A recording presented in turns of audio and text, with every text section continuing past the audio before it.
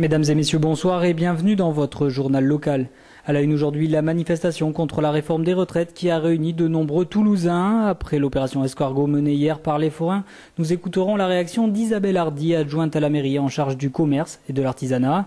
La quinzaine de l'économie sociale et solidaire débute samedi et enfin nous reviendrons sur une initiative de l'association Toulouse Les Orgues qui propose depuis peu des orgues éducatives. Et on commence tout de suite ce journal avec la manifestation contre la réforme des retraites qui s'amplifie dans la ville rose. En effet, 30 000 Toulousains selon la police et 145 000 selon les syndicats ont défilé de la place Saint-Cyprien aux allées Jean Jaurès en passant par les boulevards. Lycéens, collectifs, associations ou encore des personnalités politiques s'étaient joints aux syndicats pour dire non à cette réforme. On écoute Myriam Martin, porte-parole du NPA, qui revient sur cette nouvelle mobilisation. Je pense que c'est clair que la mobilisation ne faiblit pas, contrairement à ce que voudrait faire croire le gouvernement. Mais au contraire, la colère et la révolte montent, elles grondent maintenant aussi chez les jeunes. Et ça amplifie le mouvement d'une manière considérable. Et on a une vraie mobilisation d'ampleur qui s'ancre aujourd'hui. Et je pense qu'on peut dire qu'on peut aller vers quelque chose de plus fort, y compris vers la grève reconductible dans pas mal de secteurs. La réforme est injuste, ça va de soi. Mais ce qui est injuste, c'est les politiques qui sont menées depuis des années. En réalité, de l'argent, il y en a. La question des retraites, ce n'est pas une question démographique, c'est une question de répartition des richesses.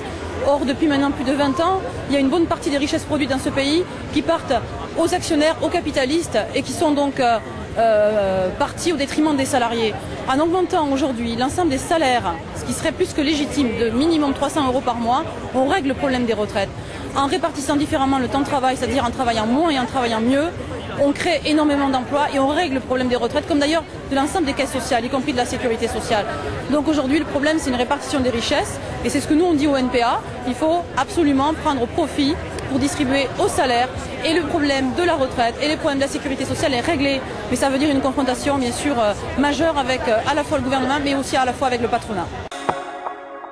Suite à l'opération escargot menée hier matin, les forains ont obtenu un rendez-vous avec la mairie. En cause le déménagement prévu l'année prochaine de la fête Saint-Michel. Zénith, parc des expositions ou allée Frédéric Mistral, l'emplacement fait débat. On écoute tout de suite à la sortie de ce rendez-vous Isabelle Hardy, l'adjointe déléguée au commerce et à l'artisanat. Alors le Zénith pour eux c'était pas envisageable. Par contre à terme, c'est-à-dire lorsque le parc des expositions déménagera, ils sont tout à fait d'accord pour travailler avec nous sur une implantation. Par contre, l'année prochaine, eux souhaitent rester sur le site et aller sur les allées Frédéric Mistral. Ce qui n'est pas possible, tout d'abord pour des raisons de contraintes techniques, parce que pour les installer à allée Frédéric Mistral, il faudrait faire des travaux d'aménagement, ce que nous n'envisageons pas pour une situation provisoire.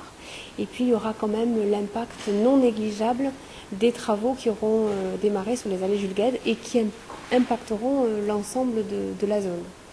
Alors pour l'année prochaine, nous leur avons proposé de mettre en place un comité de travail entre les représentants des forains et la ville pour travailler sur la proposition de l'île du Ramier et mettre toutes les conditions de notre côté pour avoir une belle fête sur l'île du Ramier en 2011.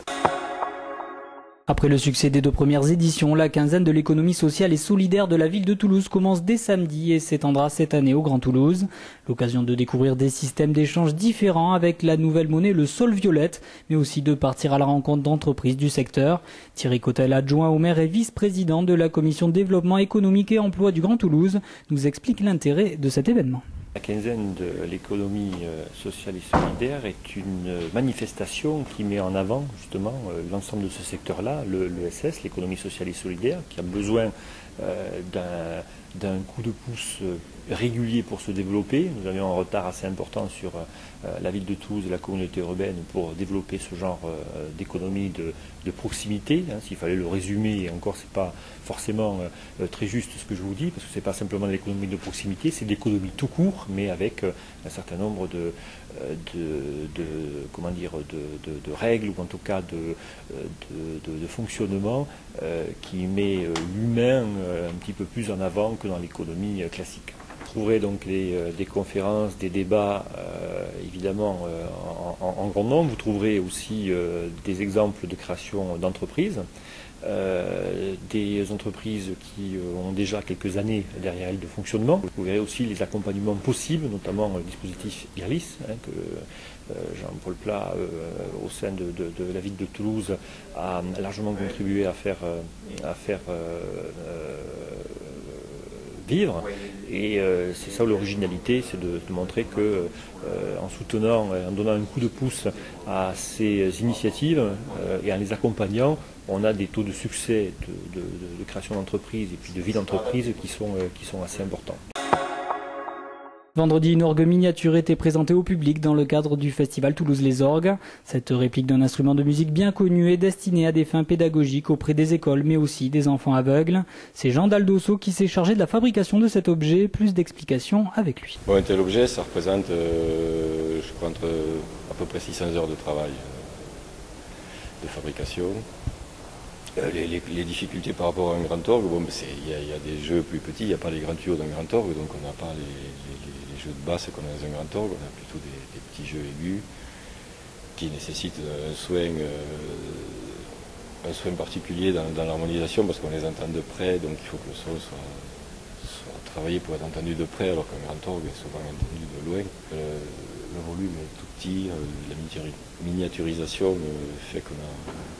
C'est un petit peu délicat au niveau de l'accord, mais bon, on arrive quand même à le faire fonctionner. Ça sort un son qui est tout à fait intéressant, qui peut être très beau, un très beau son.